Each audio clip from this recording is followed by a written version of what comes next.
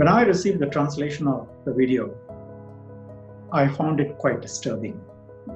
In direct answer to your question, I do find it xenophobic. Also, let me put this bluntly. I think it shows deep insensitivity, the letter, and it also shows a lack of understanding of why we have this transmission of COVID-19 amongst our foreign worker population. Also, the letter, I think, reveals some underlying racism because it typecasts an entire group, several 100,000 of them, as lacking in personal hygiene on the basis of their backgrounds, as they all come from backward countries. People will read it as racist, and I don't think they will be wrong in reading it in that way.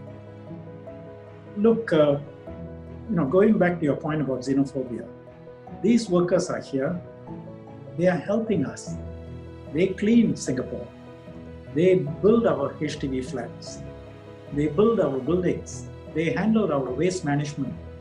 They form the base of our economy.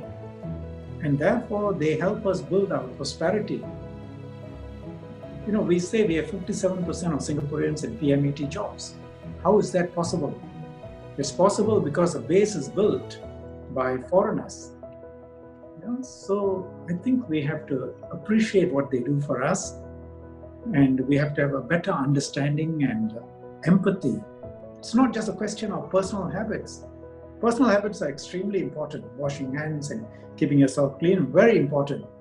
But when you put people together and they sleep in the same room, they cook together, they are in close proximity for a long period of time, of course there will be high levels of transmission. Just like we know also transmissions in households. And our duty as Singaporeans really is to show them empathy and take care of them. I don't think this is the time to say it is their own fault. The numbers, we will try and deal with them, but equally, I think we need to explain to the population what does it mean. Many of them are young, these foreign workers. They don't automatically go to the hospital. They get swabbed, they get tested. If they are positive, they go into community isolation. That's what being positive means. And of course, if you test a lot, you're more likely to find they are in communal living, so you'll get the numbers. We need to assure our population that not just foreign workers, anybody who has contracted COVID-19 is isolated. So the cross-infection from that person to the rest of the community, whether Singaporean or PR or foreign worker, is extremely minimized through our isolation approaches. When you drill down on the data, rate of infection among foreign and domestic workers is very, very low.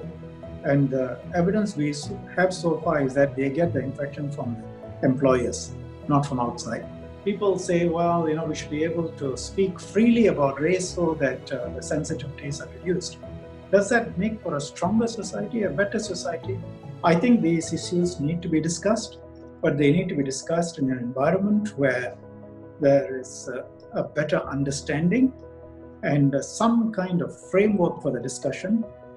Conferences where people discuss the issues, but in a respectful way. If you leave it as a free for all outside, you will get hate speech.